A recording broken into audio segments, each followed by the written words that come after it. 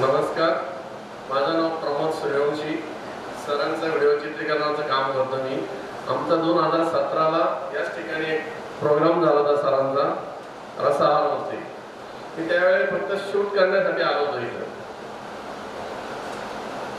ते करत असताना सरांचं ते त्यावेळेस माझे जेवण कार्यालयात गेल्यानंतर लग्नाला गेल्यानंतर कुठलंही खाणं व्हायचं, सकाळी नाश्ता वगैरे, त्याच्यामुळे वजन वाढलेलं. मला कमरेचा फार त्रास होत होता. सरांचं ऐकलं आणि मी म्हटलं मला 15 दिवस पहिलं प्रेशर येतं माणसाला. 2 दिवस सुट्टी काढायची असली तरी आपण विचार करा 2 दिवस शक्य आहे का, आणि 15 दिवस सांगितलं सरांनी.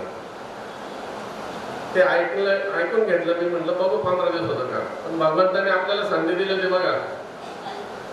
15 दिवस काय तुम्हाला वर्षभर काढावा लागला होता कोरोनाच्या काळामध्ये. सरांचा रसआहाराचा मी सुरुवात केल्यानंतर मला त्याचे इतके अनुभव आले. कमरेचा त्रास तर गेला, मायग्रेन सारखं डोकंही दुखायचं, आणि मला बीपी झालेला होता. मी परत कधी डॉक्टरकडे गेलोच नाही. आता कधी जर गेलो तर बीपी माझा नॉर्मलच असतो. म्हणजे ते सरांनी सांगितलेला उपाय हा इतका पंक्च्युअल आहे की त्याचं कार्य तो करत राहतो. त्याच्याकरता सर सांगतात ना, वर्षातून एकदा करा. मी तसं नाही सांगणार. जशी 2 व्हीलरची सर्व्हिस 6 महिन्यात करले तर चांगली चालते ना, तसे आपल्या शहराची सर्व्हिसिंग सुद्धा आपण 6 महिन्यातून कमीत कमी 6 महिन्यातून एकदा करावी. सर काय त्याचे पैसे नाही घेत किंवा सरांकडे आल्यानंतर फी नाही द्यावं लागेल. सर मी आज चालू करतोय, तुमचे किती जमा करतो. डॉक्टरकडे गेले तर तुम्हाला बीपीचे ओळख दर महिन्याला का जावं लागतं. जर एकच गोळी आहे तर चेकला कशा करता जायचं असं सांगा मला. तो नॉर्मल होण्याची गोळी देतो तरी महिन्याने बोलवतो. तुमच्या आपण इतके विचार केला ना, आपण खरंच मूर्ख. सर्व गोळ्या त्यांनी कमी होण्याचेच दिले, मग महिन्याला बोलवायचं काय कारण आहे. मग त्यांच्या गोळ्या घेतल्यानंतर परत बीपी कमी जास्त का होतं आपला. म्हणजे आपला जो त्या गोळ्यांचा जो आहार जातो तोच आपल्याला त्रास देतो. मग त्याचं सूत्रच सरांकडे जर आहे, मुळच सरांकडे आहे, तर ह्या डॉक्टरकडे यायला काय हरकत आहे. हा डॉक्टर तर बीपीच संपवतो, डायबिटीज संपवतो, आणि इतक्या अधिकाराने संपवतो का तुमचे त्यांचे कुठलेच साईड इफेक्ट नाही. त्यांच्याकडे आलेल्या माणसाला डॉक्टर सारखं तर बोलत नाही. दर महिन्याला यायचं, पुढच्या महिन्यात आला तर मागच्या महिन्याची फी द्यावा लागेल.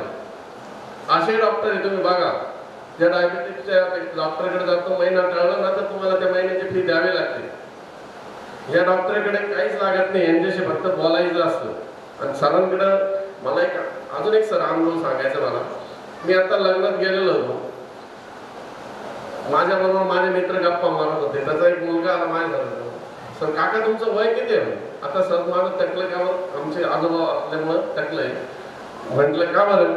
म्हटलं तुझे पप्पा मला लहान आहे माझ्यापेक्षा, पण माझ्या पप्पाच्या चेहऱ्यावर तेजच दिसत नाही.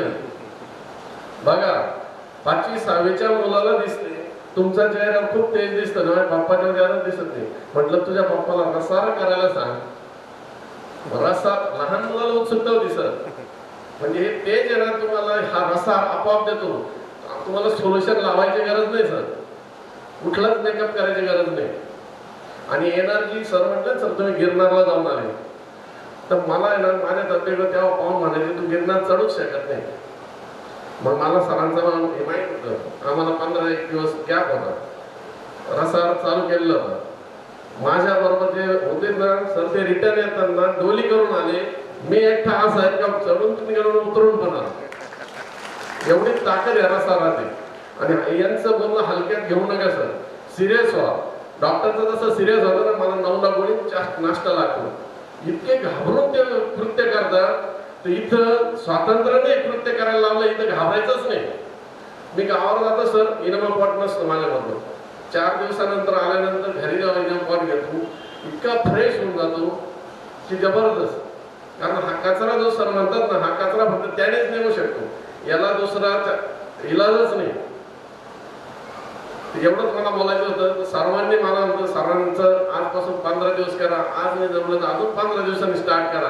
पण सरांना नक्कीच फॉलो करा. सरांना स्तुतीची गरज नाही, सरांना कशाचीच गरज नाही, सरांना पैशाची पण गरज नाही.